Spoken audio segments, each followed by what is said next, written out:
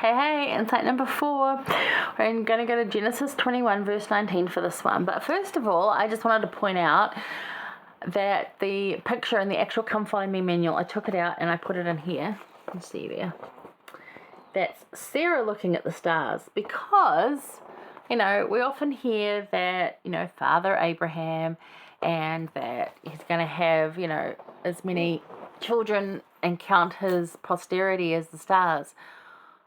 That's Sarah as well. Hello. So I love that the picture in there is Sarah looking at the stars. And how often we talk about Father Abraham, but we don't really say Mother Sarah as well. So let's try and remember her in all of this and how she would have felt, because she was right there with Abraham. She had the same desires. They were in a sealed covenant marriage.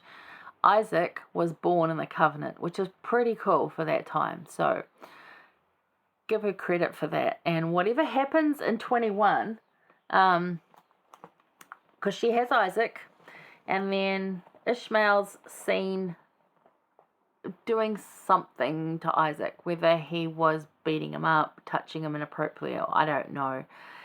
There's a lot of information out there, and you can take it a lot of different ways and different translations meaning different things. Needless to say, what he was doing was incredibly inappropriate, dangerous for Isaac, and Sarah panicked and said they've got to go. I would imagine Ishmael was incredibly jealous, feeling put out, as kids do when, this sort of situation happens. I try and see it from his point of view, and poor Hagar, who's just like, I was the servant, made to be the wife, to have the son, and now you're kicking me out. I mean, I would have been pretty bitter, and she's not. She's sad, but she's not bitter. So that's a good example of becoming better, not bitter. To not be bitter, but to be better. So, think of that as well. But let's look at verse 19, because they got provisions, they sent away. Those provisions run out, and Ishmael's going to die because obviously, dehydrated. So she puts him under a bush and goes off because she doesn't want to see him die. And she prays to the Lord. She calls out to the Lord. And I'm like, in that situation, most women would just be so full of anger that they wouldn't. And yet she just cried to the Lord. And so this is in verse 19. After she's done that, and then God heard the prayer, and an angel called to Hagar out of heaven and talked to her and said, look, the Lord's heard him, and it's okay. Lift him up. I'm going to make it good for you. It'll be okay. And 19, so let's read that. It says, and God opened her eyes, and she saw a well of water, and she went and filled the bottle with water and gave the lad drink. So God opened her eyes. And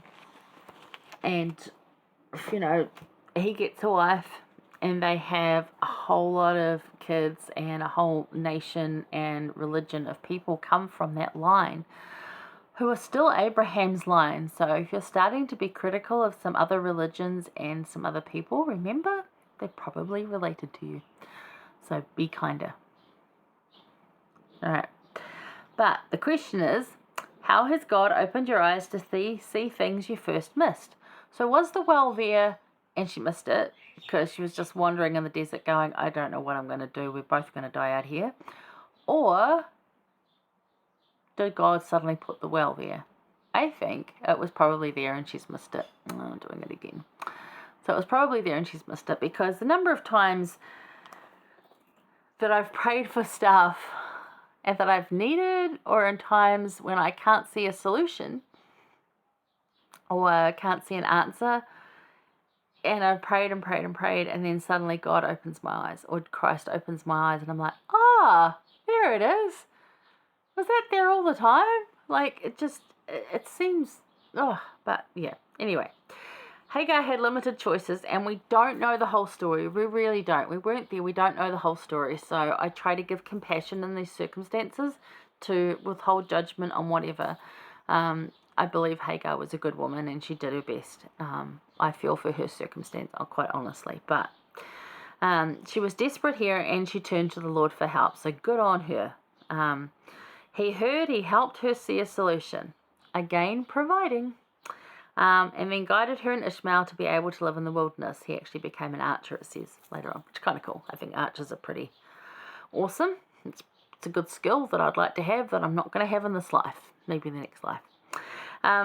He didn't remove the wilderness and the trial, but he did provide what was needed.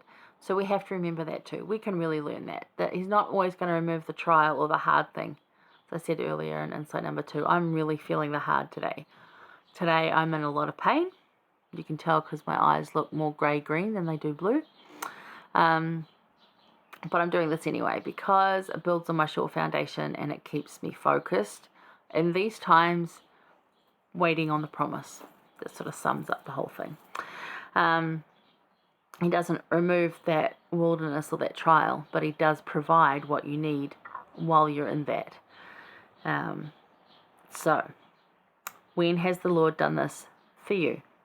He's doing this for me today by providing a little bit of coolness with all the rain that's happening, even though it's a little muggier. I have a fan, I have plenty of food, I have a place to live.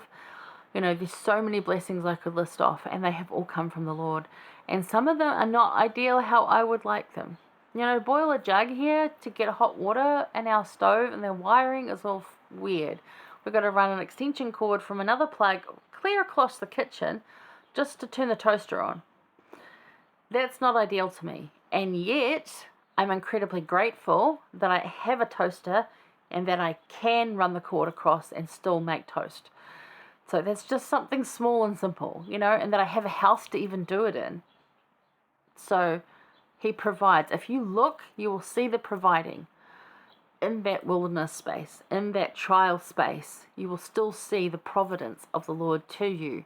He will provide what you need, even though he might not remove the trial. Trial is for your proving.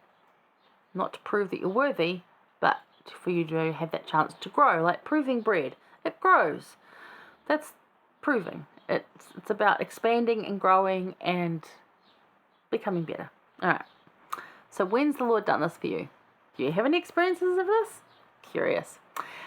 Sister Michelle D. Craig, she said, As I pray for the Lord to open my eyes to see things I might not normally see, I ask myself 2 questions and pay attention to the impressions that come. What am I doing that I should stop doing? And what am I not doing that I should start doing? Both of those are very good questions to ask in your prayers. When you're asking and you can't see things, what am I doing that I should stop doing? And what am I not doing that I should be doing?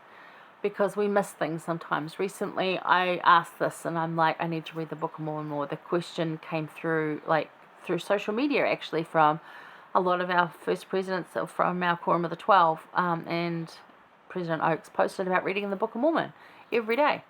And I'm like, oh, I'm neglecting that because I'm really excited about Old Testament and I'm studying that harder and really enjoying it and learning a lot. I'm neglecting to even read a few verses a day in the Book of Mormon, and I can do that. That is something very easy that I can do. I don't have to read a chapter a day. I can read a few verses, but read every day. There's no mandate on exactly how much or how much time, but just to do it every day. And I'm like, that I can do. And I was not doing that, so I can start doing that. I haven't heard anything that is needed to stop doing. But yeah, ask those questions and then listen for the impressions that come, because it will make a difference to opening your eyes to see the things that you first missed, or to see opportunities, to see ways out of the wilderness that you're living in right now. Give it a shot. I love Sister Craig. She's amazing. Great speaker. But yeah, 2 questions. Very, very wise questions to ask the Lord. You might not like some of the answers that come, but pay heed. Give it a try. All right. I'll see you shortly for the last one.